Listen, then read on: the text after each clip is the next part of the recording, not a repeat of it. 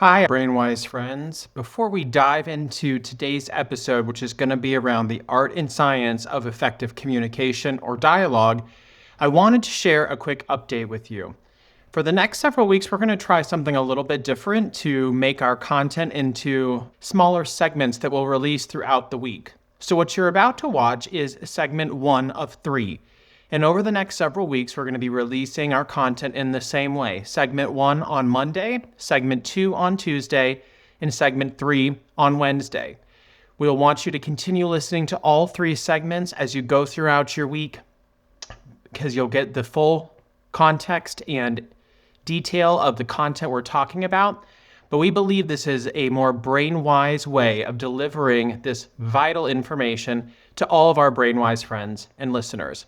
And of course, hopefully you've been joining us on Thursdays for our Neuroscience Digest episode, which is a simple bonus episode around the research happening in neuroscience that week. So without further ado, we'll dive into today's topic of segment 1 on the art and science of effective dialogue. Enjoy. Welcome back to My BrainWise Coach. I'm Bastian, and I'm joined by my co-host, Phil Dixon. If you've ever walked away from a conversation thinking that's not what I meant, or why don't they ever listen, this episode is for you. Because we're going to dive into the art and science of effective dialogue. Today, we're going to cover the 3 components of dialogue, the attention spectrum, and the brain's barriers to connection.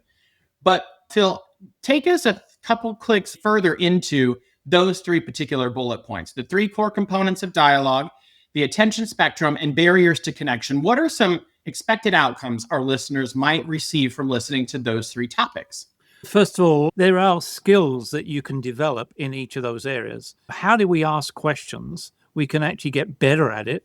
How do we get better at getting our point across so that we're actually heard?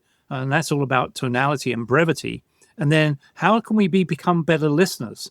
Because when we are listening, there's all sorts of things going on. And in fact, the balance between all those 3 things is an incredible dance. It's been called the biological dance. So it goes back and forth. So the first thing is, those are the 3 main components. When you talk about dialogue or conversations, it doesn't become any more than that. It's 3 things.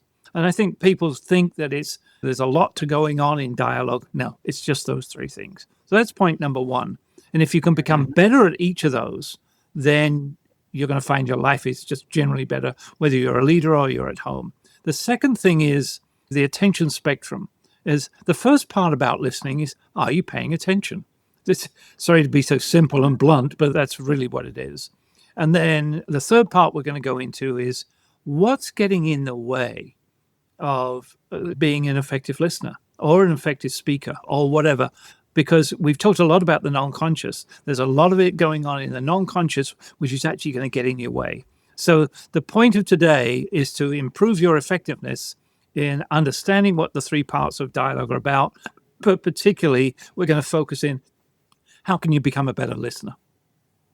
And then we'll have a series. The next couple of episodes are going to be focused on the other parts, right? Asking great questions. And then how do we communicate, or how do we tell information with better brevity, succinctness, and being more effective in being able to do that? So it's going to be a series of episodes where we're going to go into this. But I think it's a really good topic to have, or a good conversation, especially when we look at where we are in today's society and where we are at work, or whether we're at home, with the introduction of technology and social media and all of the different aspects that we interact with on a daily basis. It has, in my personal opinion, decreased overall all of our ability to be effective communicators, because we don't practice it as frequently, or we're practicing it through a vehicle or a medium that isn't as intuitive or isn't as personal as being one-on-one or with a group of people, because we're doing it through technology. And it's just some of the components are the same, but it's just a different experience overall. So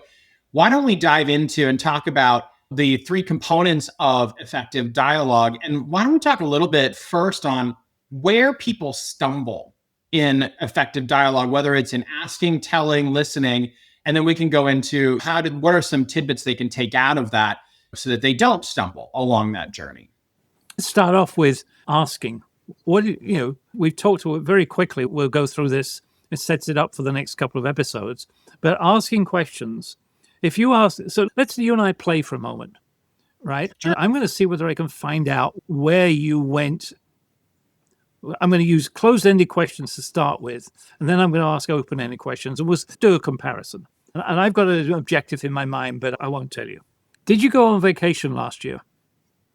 Did you go to America? Yes. Was it the East Coast? No. Was it the West Coast? Yes. Was it west of the Mississippi? Yes.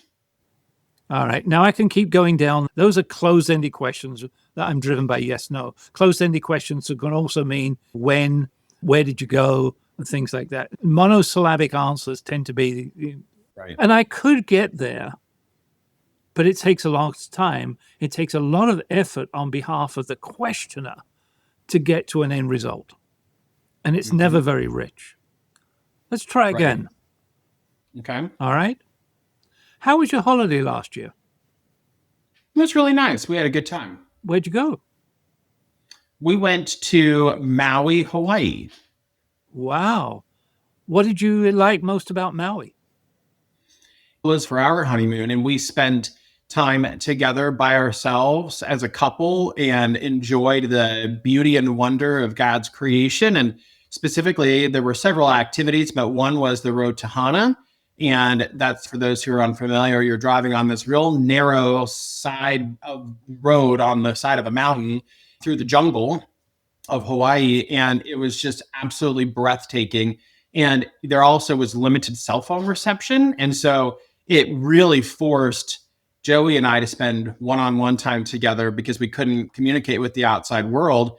And so there was this app that you download so that you can at least know where to go since you're not going to have any service over there. And it navigated you through all the different stops along the journey and where to get the best banana bread and all kinds of stuff. So it was super fun. And it was such an intimate experience with Joey. So I'm going to stop us there.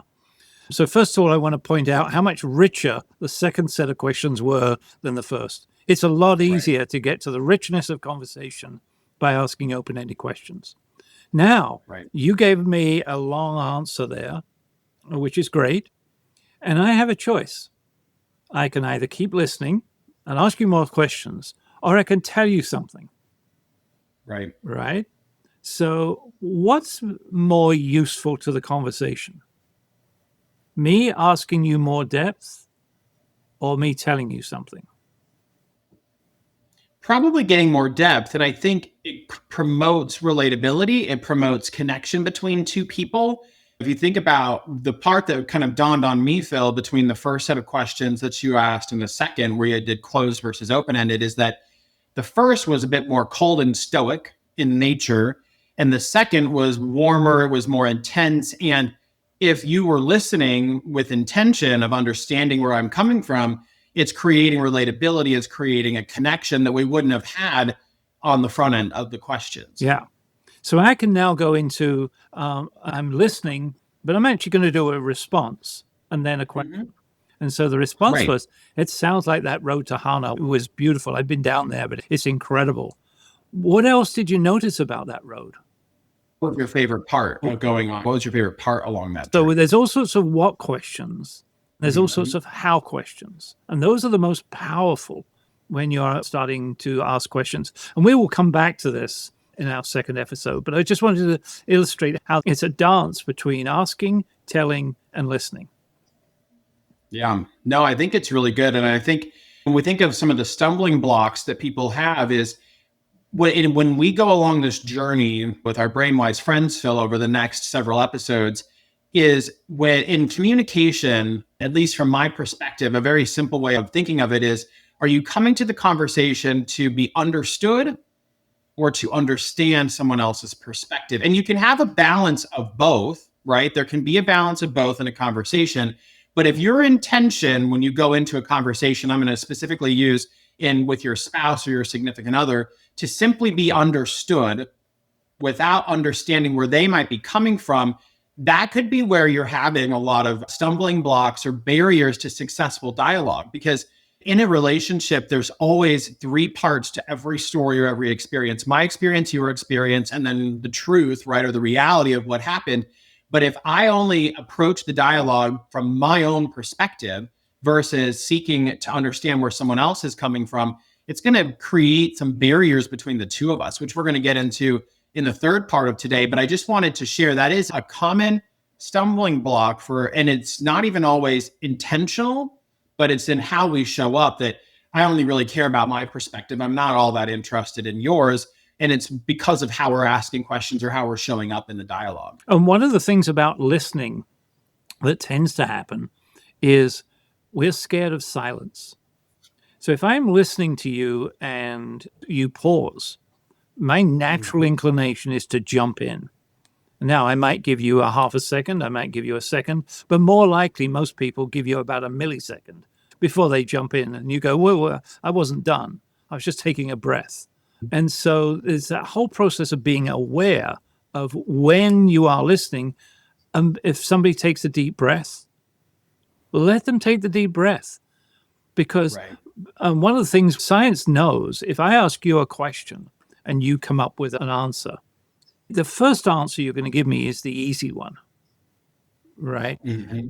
It may not be the one that's most on your mind, because that's going to come out if I ask a second or maybe a third question or even a fourth question. And if you think of it as when you respond on that, I had my trip, the road to Hana. I've got a choice now. If I ask you a question, I can either explore what else did you do when you were on the road to Hana, or what else did you do when you were in Maui? Or I can go in depth and go, tell me more about that trip, or tell me more about the road to Hana. What did you find when you got there? And so if you think of it, it's almost like a spreadsheet. You can either go across all the columns or you can go down the rows. And that's the sort of matrix of how you might think about asking questions as follow-up. I think as we go into the follow-up part, the difference is, are we having a conversation because we truly want to listen to the response, or we're actually just waiting to talk again? Yeah. And I think that goes into the pausing, which we talk about in facilitation, or just a general conversation. When you ask a question, you should pause for 7 seconds. Yeah, absolutely. 7 is a really good number. And if you ever want a really good example of listening versus talking, go into a bar and watch two guys telling jokes, right? And what happens? The first guy tells a joke. What's the second guy doing? Listening-ish. What's actually going on in the back of his mind is, how can I come up with a better joke that I can give back? Oh, I'm sure. Trying to one-up each other. That's exactly it. And as opposed to having the joy and the luxury of listening to somebody. So let's dig into, what does it mean to listen? Right. Should we go down that track for a while? Yeah, let's do that. And right before we do that, let's just summarize. The first bullet we were going to talk about was, what are the 3 components of effective dialogue, or the art and science of dialogue? And those are asking questions, relaying or telling information, and then listening. And I would even put the word effective or active listening in front of it. And those are the 3 components. And so that's an overview. We talked about close-ended, open-ended questions. We talked about relaying information in a succinct or brevity style way. And then obviously now we're going to dive into probably one of the more important and more difficult parts, which is effective or active listening. And then we'll come back in successive episodes and talk about the other 2. We're so glad that you continue to come along this BrainWise journey with us. If you enjoyed today's episode, we encourage you to comment, subscribe, share our podcast with others in your circle, both personally and professionally, so they too can begin to go along this journey with you and with us. And even if, it's just something that you found really interesting, like, comment, share, subscribe, review our podcast, because it helps others find us. And we want to continue to build on this community of BrainWise listeners. And if you have questions or comments, always send them in to questions@mybrainwisecoach.com. And until next week, stay curious, stay compassionate, and always stay brain. And that, BrainWise friends, concludes segment 1 of this week's podcast episode on the art and science of effective dialogue. Stay tuned until tomorrow for segment 2.